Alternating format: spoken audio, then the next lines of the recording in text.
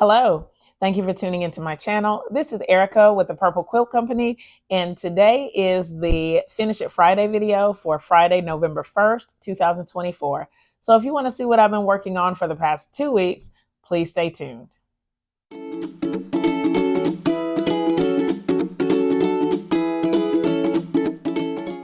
I'm really looking forward to sharing what I got accomplished over the last 2 weeks. I did not make a Finish It Friday video for last week, so we're going to kind of play catch up and you'll see everything that I've been able to accomplish over these last 2 weeks. The first thing I think that's the most important is that I was able to finish up the baby quilt made out of the jerseys, and I was able to get that delivered. Now I'm going to put a picture of it here before I washed it, and then after I washed it, because I had what I considered at the time a major mishap with the quilt. The vinyl, some of the vinyl disintegrated when I washed it. So I'll show you here where it just, like, some of the numbers, at least like one of the numbers, completely gone. Like it had a navy blue overlay on it, and it just disintegrated in the wash. We lost a couple of the last names on from some of the jerseys. And then one of them, it had, I guess, the guy's first name and a number, and part of that was just completely gone. I pulled it out of the washer and I just kept going, oh no, oh no, oh no. And thankfully, the person that I made it for, the person who commissioned it, was very gracious. She said that it was probably the age of the shirts, and the condition that they were in, because they were old and all that. But I was just blown away, because it was just like, what? I never even expected that. But she still loved the quilt. She said it was perfect. And then she asked me if I did another type of work as well. So I may get another job off of this job. I may get another quilt commission from that work. But I was just so disheartened, I guess, when I pulled it out of the washer. Thankfully, she was understanding and gracious. So I'm just really grateful for that. But, those things happen. And for me, it was important to just communicate that to her as soon as it happened. It did take me like a day to be like, oh my gosh, what do I tell her? But once I communicated it to her, she was okay with it. So I'm just really grateful for that. So, but that project is complete, and I can get started on some other things. If you followed my videos last week, you've already seen the Road to California block. I will link it in the description box if you have not seen it.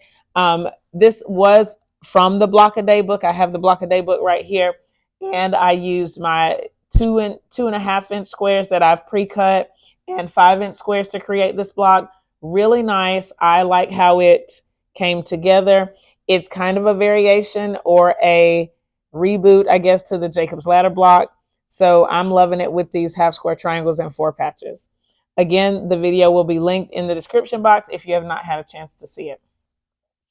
What else? So the second big project this week is those Take 5 variation blocks that I was able to make at the Car Fellowship last weekend. If you haven't seen that video, please go check it out. It will be linked in the description box. So many of you have commented on that video. Thank you so much for your likes and your support and even your suggestions. I'll put a picture here of all the blocks laid out. And I had talked to my mom about putting sashing here. I've already already tried to audition some fabrics for the sashing for this. And several of you suggested the white sashing. And I loved it. I also love that blue sashing that you guys suggested as well. So I haven't really decided which one. I'm sort of leaning toward the white because there are larger pieces of it. And I'm not sure that I have enough turquoise. So I would have to get all these blocks squared up and then see what I would need. I have the solid blue here that I put behind the other fabric or behind the blocks. But then today I found this one that could kind of coordinate. So maybe they could go together. And then there was a third and maybe a fourth that I found as well. But I'm really leaning toward using the white because there's a big piece of it and I should be able to get some reasonable strips out of it. I started squaring up these blocks this week. I measured all of them yesterday, started squaring them up. And the measurement that I'm going to be squaring to is 12 1/4. So because these blocks were made by so many different people and some of them who have never sewn before, the seam allowances are, they vary a lot in size, and there are a lot of beginner issues with these blocks. So I'm going to have to square them down pretty significantly. I'll hold up, I don't think this is mine, but it's a pretty good seam allowance. I don't think it's mine. I don't remember. But so here's one, and they really, this size that I've done, they measure, when I do them, they measure about 14 inches unfinished. So this was pretty close to that. Most of these got just a little bit over 13 inches, but some of them, like the very first one, it was pretty wonky. And so the smallest size that I could, or the largest size that I could get, all of them would be that 12 1/4. So this is a 14 or 13 1/2 one or something like that. And then this is one I've squared up to 12 1/4. So I don't know how well you can see that, but I'm going to lose a significant amount from most of these blocks. It is not worth worrying about. I'm not really concerned about it. When I'm squaring up, I'm trying to keep the big square. That seems to be the easiest. It may have been more, I don't know, it may have been more advantageous maybe to try to get more of the smaller portions, but I think that I need to go the way of the fewest seam allowances. So, and even like some of these that I've already squared up, they're just kind of all over the place. So I know that I'm going to have to really pin these to the sashing strips. So either way, I'm still excited about it.